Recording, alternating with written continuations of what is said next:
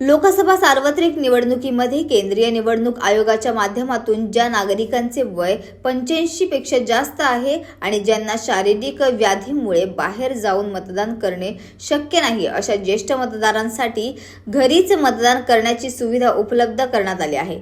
या मतदान प्रक्रियेमध्ये निवडणूक आयोगाने प्रतिनिधी घरी जातात व ज्येष्ठ नागरिकांना मतदान करण्याची सोय उपलब्ध करून देतात।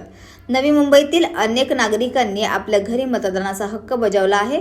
यावेळी त्यांना आपल्या घरीच मतदान करता आले। आपल्या मतदानाचा हक्क बजावत असल्याने निवडणूक आयोगाचे या मतदारांनी आभार मानले आहेत। तर या निर्णयाने कुणीच मतदानापासून वंचित राहणार नसून यामुळे लोकशाही अधिक बळकट होणार असल्याचं मतही मतदारांनी व्यक्त केलं आहे। बाबा, आपलं नाव काय, आपलं वय किती आहे? मी प्रमोद पुरंदरे, माझं वय आहे 86 कंप्लीट।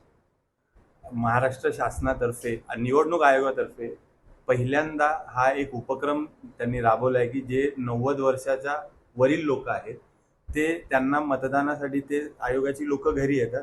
ह्या उपक्रमाबद्दल आपल्या काय वाटतं? मला वाटतं 90 वर्षापर्यंत पलीकडे नाही, 85 वर्षा पलीकडे माणसांना, 85 वर्षाच्या पलीकडे माणसांना हा उपक्रम लागू केलेला आहे। आणि हा फार चांगला उपक्रम आहे, कारण आम्हाला चालता येत नाही। तुम्ही बघाल तर माझी गाडी इथे आहे, त्यामुळे आम्हाला वॉकरशिवाय चालता येत नाही। त्यामुळे आणि आमचं मत तर आहेच, कारण वय झाल्यानंतर आम्ही बऱ्याच ह्याच्यामधून गेलेलो असतो, त्यामुळे आमचं वय झालेलं आहे। त्यामुळे आमची काही मतं असतातच, ती मतं सांगण्यासाठी म्हणून हे जे मतदान करायचं आहे ते आम्हाला लागतंच।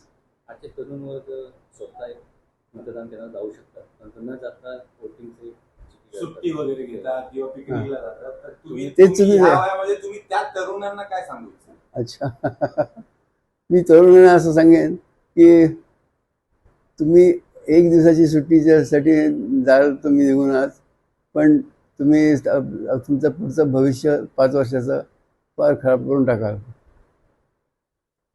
त्यांना मतदानासाठी तुम्ही कसं आव्हान कराल तरुणांना?